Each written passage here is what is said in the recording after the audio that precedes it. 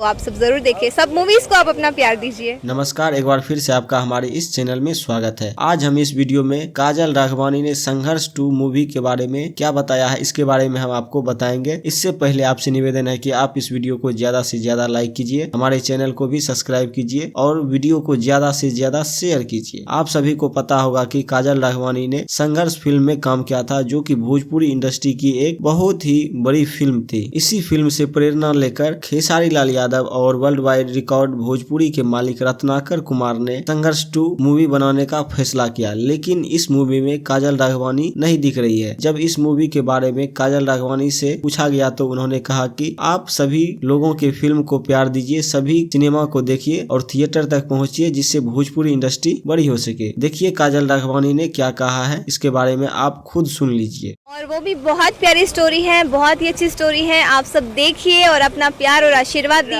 बहुत टाइम से थिएटर्स बंद पड़े थे, लेकिन अभी जो थिएटर्स ओपन हुए हैं, तो बस आप लोग अपना प्यार दीजिए और आप सब जरूर देखिए, सब मूवीज को आप अपना प्यार दीजिए।